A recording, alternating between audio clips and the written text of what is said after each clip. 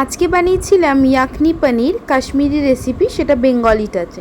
প্রথমেই পেঁয়াজ, কাঁচা লঙ্কা, আদা এবং সামান্য কিছুটা রসুন আমরা মিক্সিতে পেস্ট করে নিয়েছি। এছাড়া পোস্ত, কাজু, কিশমিশ প্রথমে শুকনো খোলায় একবার মিক্সিতে বেটে নিয়ে তারপর তাতে টক দই আর চিনি দিয়ে সামান্য জল দিয়ে ভালো মতো পেস্ট করে নিয়েছি।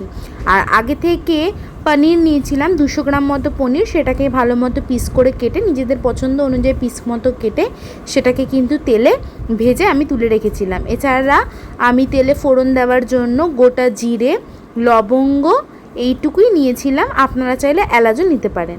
এরপর কি করতে হবে না, কিছুটা তেল নিয়ে সেটা গরম করে তার মধ্যে গোটা গরম মশলাগুলো দিয়ে তারপর আগে থেকে করে রাখা পেঁয়াজ, কাঁচা লঙ্কা, আদা, রসুনের পেস্টটা তার মধ্যে দিতে হবে এবং সেটাকে ভালো করে কিন্তু কষাতে হবে। তার মধ্যে পরিমাণ মতো নুন, মিষ্টি, জিরে গুঁড়ো, সামান্য হলুদ এবং সামান্য লঙ্কার গুঁড়ো দিয়ে ভালো করে মশলাটাকে ভালো করে কষতে হবে একদম তেল ছাড়া অবধি। তারপর মশলাটা ভালো মতো কষে এলে আগে থেকে করে রাখা কাজু, পোস্ত, কিশমিশ আর টক দই এবং চিনির পেস্টটা তার মধ্যে দিয়ে ভালো করে ওটাকেও কষিয়ে নিতে হবে। খেয়াল রাখতে হবে এই সময় যেন গ্যাসের ফ্লেম লো থাকে, নয়তো কিন্তু দই কেটে যাওয়ার একটা সম্ভাবনা থাকে। তারপর জল মিশিয়ে পরিমাণ মতো ঝোল দিয়ে জলটা ফুটে এলে তার মধ্যে পনির, ধনেপাতা, গরম মশলার গুঁড়ো দিয়ে নামিয়ে নিলেই তৈরি।